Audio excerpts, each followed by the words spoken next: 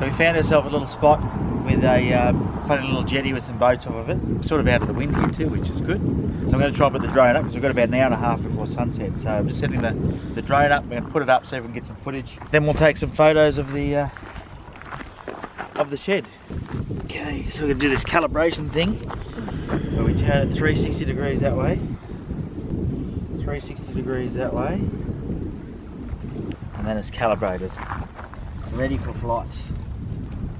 Just waiting for the GPS now to pick up. There we go, it says ready to go. It has been updated. Please check it on the map. 2 sticks back. Alrighty.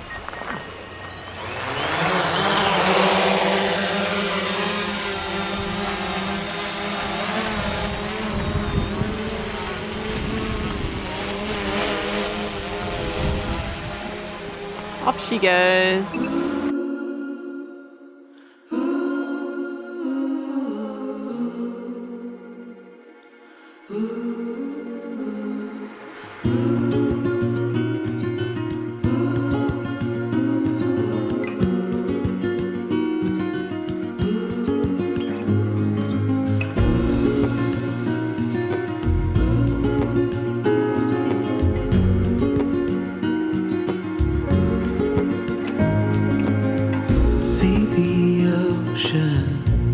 How it sways in the sun, keeping our stories in its motion, lies the truth about us.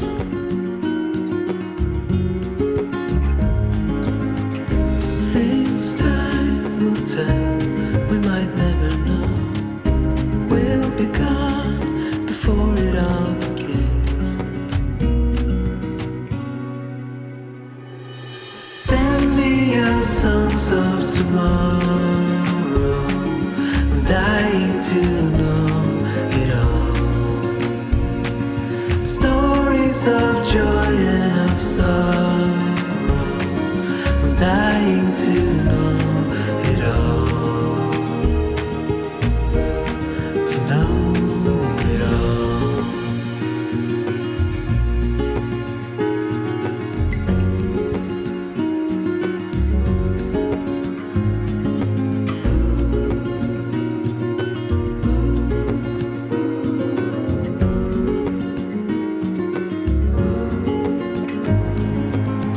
See the trees grow, they were here long before. They're keeping our stories, and when we're old, Successful flight. Now what we'll do is we'll pack the drone up. I'm going to get the camera out. We're going to shoot down there, and we're going to get some sunset photos. things time will tell, we might never know. We'll be gone before it all begins. Yep. It sort of looks like the tessellated pavement, see it? Yeah. Does. Which we're going to see in a couple of days. That's pretty cool what you find driving around. This is a private jetty. I've just seen a sign on the side. Belongs to Ken. Ken's private jetty. Just going to have a look around and see where there is a good composition.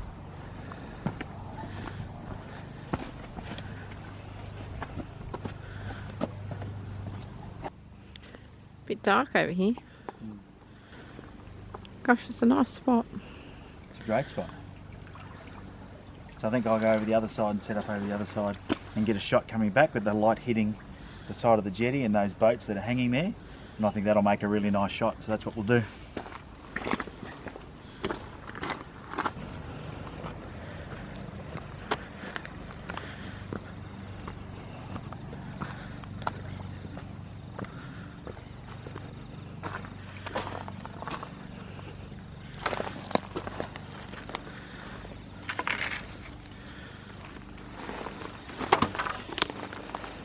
Gonna shoot that like that. Send me your songs of tomorrow.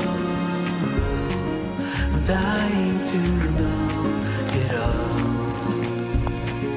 Stories of joy and of sorrow. I'm dying to know it all. Send me your songs of tomorrow. I'm to know it all. Stories of joy. So we've got the travel tripod. Flat's pack. Flat's packed.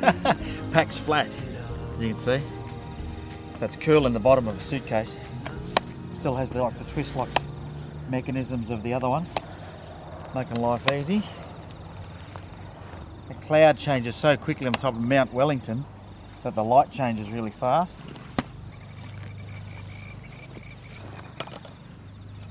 This is my new little Lee filter hanger, if you use Lee filters at all.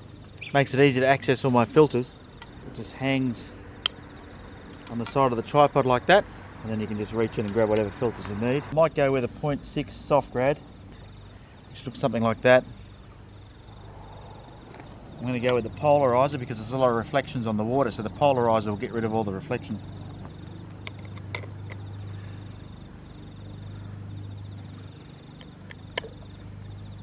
So, now with the polarizer, you just spin it around, just rotate the polarizer until you get rid of the reflections. So there's really not much light, unfortunately, so it's not very exciting. But so it's 6:22, about 40 minutes before sunset, but because of this huge mountain over here, the sun is going to disappear pretty quickly. So what I'm doing, I'm shooting with the light lighting up my subject rather than shooting into the sun where I'd get the colour of the sky. We may get a little bit of colour in the sky, but I doubt it.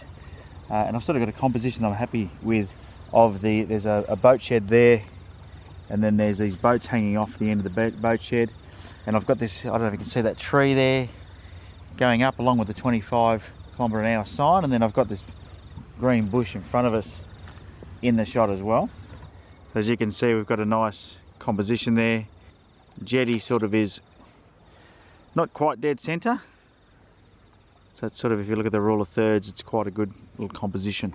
I've got my Lee filter kit on, I've got the polarizer on just to get rid of the glare out of the water, and I've got a 0.6 soft grad, and that's just helping me darken the sky a bit, make the clouds a little bit more dramatic, so I'm not relying on trying to take that out in post-production, because that could be quite difficult because the sky was quite bright. So we'll just take a few more shots. Yeah, I might try my zoom lens, see if I can get it a bit tighter, so we'll do that. So I switched out to the 50 to 140mm lens, which is a 70 to 200 equivalent, and I had to move back a fair bit. I've still got my circular polarizer on there, and I've got the 0.6 soft grad, just darkening the sky up a bit. And you know, it's really tightened up the composition. It's compressed it. I actually think it's a bit better. It's a bit of a better composition. So as you can see, what it's done is it's really tightened up the composition, and you know, it's moved that sailing boat so it's in the middle of the shed and where all the boats are hanging. So it just gives it a whole new perspective. So that's sort of the composition I've got. So you can see there's this leading line leading up here, and you've got this bush here that's sort of then leading your eye into that shed, and then we've got this boat in the middle here that's kind of cool. So that's the composition. I think it works quite well. Alright, so we're getting to the last little bit of the light now. So what I've done is I've switched out and I've put my Lee 10 stopper big stopper in here. I've still got a 0.9 soft grad as well, because that just is going to soften down the sky, and I've still got the circular polarizing filter in. It's a 30-second exposure, and that'll just flatten out all the water. It'll also bring up all the colour as well, where we're getting that last bit of light was hitting the mountains over there. And you might be surprised, in fact, as the light goes down, sometimes it just warms everything up a bit, so I can start to see a little bit of colour coming in the sky, and I'm hoping that we grab that. Alright, so switching to that Lee big stopper, doing the 30-second exposures worked out really, really well. I was going to show you, but I don't want to miss the light, and the light is really starting to disappear. And the other thing that's happened is the wind has disappeared. The wind really seems to have settled down now. And this, we found this by accident. We weren't even looking for this, were we? We were driving around looking for something else, and spotted this cool little jetty with these boats hanging, and didn't even mean to. So there you go, that's the composition. As you can see now, having that big stopper on, the 30-second exposure has meant that the water is nice and silky smooth now. The only risk we have is that the boats might not be, because if they move at all, but I think that's going to be the keeper. It's going to be a nice one. Nice bit of cloud in the sky, makes it interesting. It all seems to work relatively well. So one of the things I get asked about all the time is my settings or my setup, and I get sort of I get told I don't tell people enough detail about what I'm doing. So I'm going to tell you my detail. I've got it on aperture priority, and I do that because that way I can control the depth of field. My ISO is set to 200, which is the base ISO for this camera. I'm shooting in RAW because a RAW file allows me the best ability to be able to pull out the shadows, darken down the highlights, and really get the colours looking good. Looks pretty flat on the back of the camera, but I never worry about that because we can fix it up later in Lightroom. I'm in manual focus, so if you haven't seen my previous videos, what I typically do is I'll put it into autofocus, I'll let the camera focus on the subject, I'll then switch it to manual, and that way I know it's tack sharp. Because the camera's got a better eye than I do for making sure that it's tack sharp, and I've got auto white balance, and that's pretty much it. I'm letting it decide the shutter speed based on my aperture, and I'm just changing the aperture at the moment to cope with the amount of light because the light's slowly disappearing, and I've got it on f5, which is now forcing it into a 30-second exposure. About a minute ago it was forcing it into a 25-second exposure, and a minute before that a 20-second exposure. So you've got to make sure you continually change your settings as the light disappears. But never ever pack up just because you think it's too dark, because sometimes that longer exposure will bring the colours out more and you'll get a much better looking image. So we're doing a 30-second exposure now, and that'll flatten out the water, but it'll also give us really nice vibrant colours.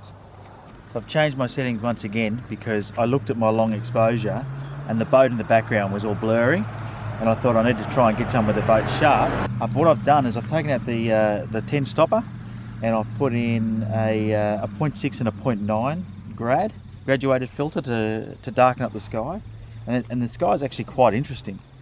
So this is now, I've got it on aperture priority. I'm at f10 at the moment, which is just a nice middle ground for this lens, and it's doing a 2.5 second exposure, and I've just taken heaps of shots because once I get on the big screen at home I can choose which ones I like the best with the clouds that I've got.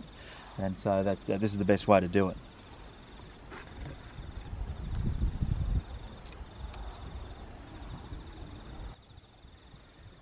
So there you go, there's the back of the camera to give you an idea of what it's looking like. And so even a day where there's not a huge amount of colour in the sky, you'll be amazed at what you can get if you're just patient and you wait. We're about 5 minutes off of sunset now, but it's looking pretty good. I'm pretty happy with that. Alright, well that's pretty much it. It's sunset. The sun's well and truly gone down behind the mountain over there, and the light that we had that was interesting on the clouds has disappeared. So it's time to pack up. If you've enjoyed the video, make sure you give it a thumbs up and you hit the subscribe button, and we'll catch you on the next one. Thanks for watching.